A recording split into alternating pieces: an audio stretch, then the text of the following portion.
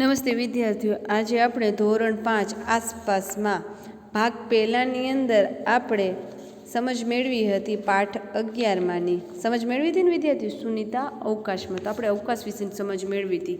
તો હવે છે ને આપણે એ જ સમજ મેળવીશું આગળ. શું તે આશ્ચર્યજનક નથી? શું આશ્ચર્યજનક છે? આપણે આગળ સમજ મેળવી હતી કે ક્લાસરૂમની અંદર આપણે અવકાશમાં છીએ એવી કલ્પના કરવાની છે. હવે પછી શું તે આશ્ચર્યજનક નથી? પૃથ્વી પર આપણે જ્યારે કોઈ વસ્તુ પદાર્થ ઉપર ફેંકીએ છીએ તે નીચે આવે છે. આપણે દડો હવામાં ઉપર ફેંકીએ છીએ તે નીચે આવે છે. આપણે તે પકડવા સક્ષમ છીએ. અવકાશની જેમ પૃથ્વી પર આપણે આસપાસ હવામાં ઉડતા તરતા હોતા નથી. તો શું છે? પૃથ્વી પર છે એ કોઈ પણ વસ્તુ ઉપર ફેંકીએ તો નીચે આવે છે, એ તરતી નથી. આપણે દડો ફેંકીએ છીએ તો એ નીચે આવે છે. એવી જ રીતના કોઈ પણ ઝાડ ઉપરથી વસ્તુ પડે છે એ પણ નીચે જ આવે છે, એ તરતી નથી. જ્યારે આપણે પાણીનો પ્યાલો કે ડોલ ભરી છીએ ત્યારે જ રહે છે. એટલે શું છે? જ્યારે આપણે પાણીનો પ્યાલો કે ડોલ ભરી છીએ તે ત્યાં જ રહે છે.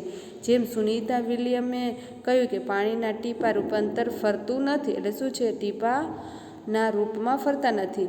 પૃથ્વીમાં કશું ખાસ છે જેના કારણે તે શક્ય છે. પૃથ્વી બધું જ તેના તરફ ખેંચે છે. પણ કેમ ખેંચે? ગુરુત્વાકર્ષણ બળના લીધે ખેંચે છે.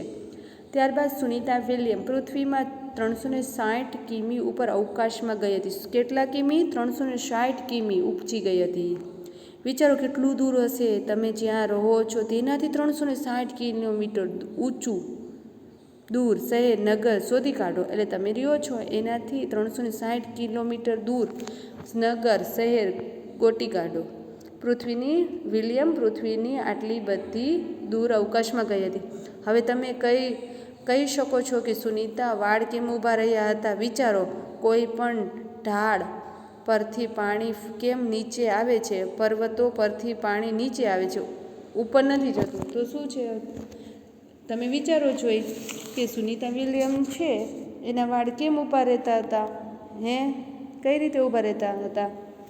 તો અવકાશમાં સૂર્ય એટલે ગુરુત્વાકર્ષણ બળનું શૂન્ય હોવાથી સુનિતાના વાળ અવકાશમાં તરતા ઊભા રહેતા હતા. વિચારો, કોઈ પણ ઢાળ પરથી પાણી કેમ નીચે આવે છે? પર્વતો પરથી પાણી નીચે આવે છે, ઉપર નથી જતું.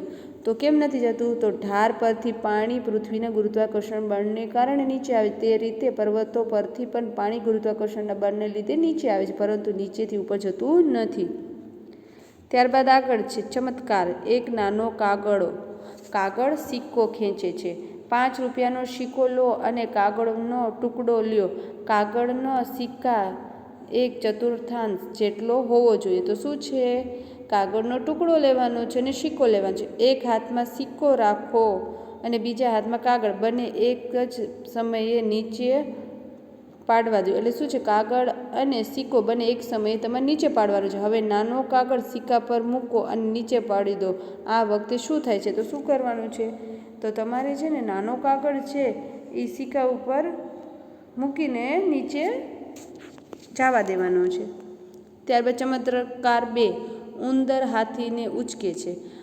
જો દેખાય છે આમાં છે ને બતાવે છે. શું બતાવે છે? જો બાજુમાં દેખાય છે. આ રમત રમવા તમને એક નાનો પથ્થર, એક મોટો પથ્થર અથવા લીંબુ જેટલો, કાગળનો જાડો રોલ, દોરી ખાલી રોલ પર જ એટલે અંદર રાખવાની છે અને કાગળ બંને ઉંદર અને હાથી જોશે.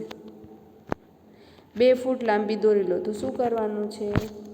દોરી લીધી છે. 2 ફૂટ લાંબી દોરી લેવાની છે. એક છેડો નાનો પથ્થર બાંધો. પથ્થર સામે ઉંદર ચોંટાડો અને બાંધો. એટલે શું કરો? ઉંદર ચોંટાડો અથવા બાંધો. એટલે શું કરવાનું છે? એક દોરી ઉપર તમારે છે ને છેડે પથ્થર બાંધો અને બીજા દોરીએ તમારે ઉંદર ચોંટાડવો અથવા બાંધવાનો છે. દોરીને કાગળના બનેલા રોલમાંથી પસાર કરો. તો કાગળનો બનેલો રોલ છે ને, આ રોલ છે એમાંથી પસાર કરવાની છે. બીજો છેડો મોટા પથ્થર બાંધો અને હાથી ચોંટાડો. એટલે શું છે? બીજો પથ્થર છે એ બાંધો ને હાથી ચોંટાડી દો. કાગળ રોલ તમારા હાથમાં પકડી લો. પછી શું કરવાનું છે? હાથમાં પકડી લેવાનું છે અને નાનો રોલ ફેંકી દેવાનો. એટલે કાગળ રોલ તમારા હાથમાં પકડો અને નાનો પથ્થર ફેંકવા તમારો હાથ ફેરવો, એટલે તમારે હાથ ફેરવવાનો છે. કોણ કોણે ખેંચે છે? તમારે આશ્ચર્ય થશે, ઉંદર હાથીને ખેંચે છે. આ ચમત્કાર છે. તો શું છે? કોણ કોણે ખેંચે છે? ઉંદર હાથીને ખેંચે. ત્યારબાદ આગળ છે, હકીકતમાં સરહદો ક્યાં છે? સુનીતાએ અવકાશમાંથી પૃથ્વી પર વિશે જોયું અવલોકન વર્ણવ્યું. પૃથ્વી કેટલી સુંદર, આશ્ચર્યજનક છે. તમે અવકાશની બારીમાંથી કલાકો સુધી જોઈ શકતા હતા. અમે પૃથ્વીનો ગોળ આકાર જોઈ શકતા હતા. તો શું છે? એ પૃથ્વીનો આકાર ગોળ છે એ જોઈ શકતા હતા. એ અવકાશમાં ગયા હતા એટલે પૃથ્વીને જોઈ શકતા હતા, કેમ કે પૃથ્વી એક ગ્રહ છે એટલા માટે. પૃથ્વીના આ ફોટોગ્રાફને જુઓ, તે અવકાશમાંથી લીધો છે. તે ફોટોગ્રાફ પરથી આજે આપણે જાણી શકીએ છીએ પૃથ્વી કેવી રીતે દેખાય છે, પરંતુ હજારો વર્ષો પહેલાં લોકો ફક્ત પૃથ્વી કેવી દેખાય છે તે વિશે અનુમાન કરી શકતા. પૃથ્વી કેટલી મોટી છે, તે કેવી રીતે ફરશે તે શોધવા વૈજ્ઞાનિકોના સખત પ્રયાસ કરતા. તો જુઓ વિદ્યાર્થીઓ, આ સુનીતા વિલિયમ છે એ ગઈ ત્યારે એને ફોટો પાડ્યો. તો પહેલાંના સમયવાળા ખાલી એની કલ્પના કરતા હતા કે પૃથ્વી કેવી છે, પરંતુ સુનીતા વિલિયમ છે એને પૃથ્વીનો ફોટો પાડીને લઈ આવ્યા છે. તો પૃથ્વી આવી છે. પહેલાં ખાલી કલ્પના હતી અને હવે હકીકત છે કે પૃથ્વી ગોળ જ છે, નારંગી જેવી. ત્યારબાદ આગળ છે, આ ફોટોગ્રાફ જુઓ અને કહો. તો શું છે? આ ફોટોગ્રાફ જુઓ જોઈએ. તમે ભારત જોઈ શકો છો? તો તમે આ ફોટોગ્રાફમાં ભારત જોઈ શકો છો. તો શું આવશે? ના, અમે તો આ ફોટોગ્રાફમાં ભારત નથી જોઈ શકતા. તો વિદ્યાર્થી, તમે ફોટો જોજો, તમે બીજી કોઈ જગ્યા ઓળખી શકો છો? તો હા, હું દરિયો ઓળખી શકું છું. શું છે? એની અંદર દરિયો છે ને એ દેખાય કે આ દરિયો છે, માં દેખાય છે. જુઓ, આ બધું છે એ દરિયો છે, તો દરિયો દેખાય છે. દરિયા ક્યાં છે? તો પૃથ્વીના ફોટોગ્રાફમાં નીલા ભાગમાં દરિયો છે. તો છે ને પૃથ્વીનો નીલો ભાગ છે, દુધિયા ભાગ, એમાં દરિયો છે. સુનીતા જ્યારે અવકાશમાં પૃથ્વી પર જોતી હતી ત્યારે પાકિસ્તાન આગળનો રહી ગયો છે. તમારા વિચારે ગોળામાં અને આ પૃથ્વીના ફોટોગ્રાફ વચ્ચે કઈ સમાનતા છે? કઈ રીતે તે અલગ પડે છે? તો શું સામ્યતા છે? તો ગોળામાં તમે પૃથ્વીના ફોટોગ્રાફ જુઓ તો પૃથ્વી ગોળ છે એવી દેખાય, સમાન છે, અલગ છે. પણ પૃથ્વીના ફોટોગ્રાફ જોતાં જગ્યા ઓળખી મુશ્કેલી છે. જ્યારે પૃથ્વી ગોળામાં દેશોની સરહદો દર્શાવેલ આવે છે. તો પૃથ્વીનો ગોળો છે, આ ફોટાની અંદર છે, એમાં કોઈ સરહદો કયું ગામ ક્યાં છે એ નહીં. પણ તમે પૃથ્વીનો જે ગોળો જોવો છો સ્કૂલમાં હોય છે, એની અંદર સરહદ, ગામના નામ બધા આપેલા હોય છે. સુનીતા જ્યારે અવકાશમાંથી પૃથ્વી જોતી હતી ત્યારે પાકિસ્તાન, નેપાળ અને મ્યાનમારને અલગથી ઓળખી શકી? તો ના, ન ઓળખી શકી. કેમ કે પૃથ્વી ગોળ છે. તો આખી એમ આવી કે પાકિસ્તાન ક્યાં છે, નેપાળ ક્યાં છે, મ્યાનમાર ક્યાં છે, એ કોઈ દેખાતું નથી. કારણ કે અવકાશમાં પૃથ્વી પરના દેશો સળંગ જમીન દેખાય છે, પરંતુ તે જમીન કયા દેશની છે તે જોઈ શકાતી નથી.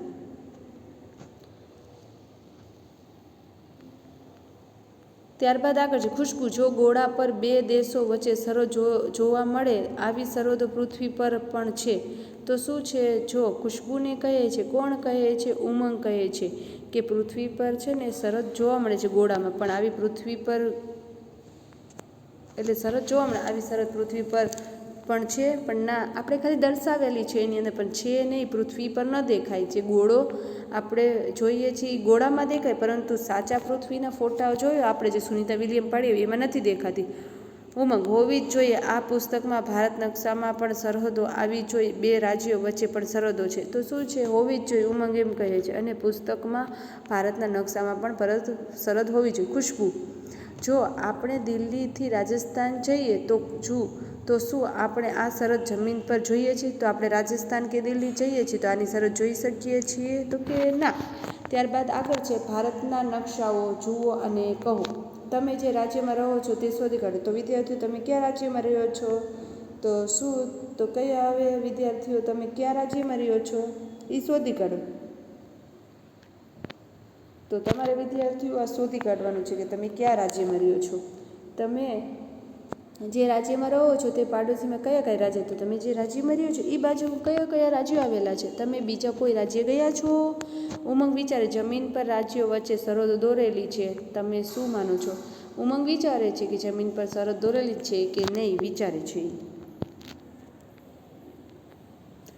જ્યારે સુનીતા પૃથ્વીના અવકાશમાંથી જોઈ તેને ખૂબ જ સુંદર લાગતું. તેના મનમાં ઘણા વિચારો.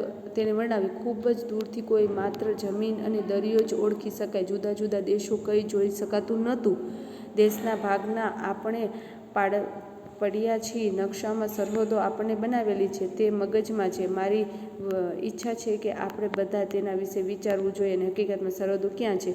તો શું છે, એને પૃથ્વી બહુ જ સુંદર લાગતી હતી, પણ એમાં છે ને દરિયા અને ખાલી જમીન દેખાતી, પણ કયા દેશમાં કયા છે એ નહોતી ખબર પડતી. ત્યારબાદ આગળ છે અવકાશ તરફ જુઓ. તો વિદ્યાર્થીઓ, હવે પછીની સમજ આપણે હવે પછીના વિડીયોમાં લેશું. તો વિદ્યાર્થીઓ, પરીક્ષા બહુ નજીક આવી રહી છે, તો બધા વાંચે અને પરીક્ષાનું પેપર હવે નીકળશે 1 થી 11માં. તો બધા વિદ્યાર્થીઓ તૈયારી કરવા માંડે. હવે અવકાશ તરફ જુઓ એ હવે પછીના વિડીયોમાં લેશું. જય હિન્દ, જય ભારત, અસ્તુ.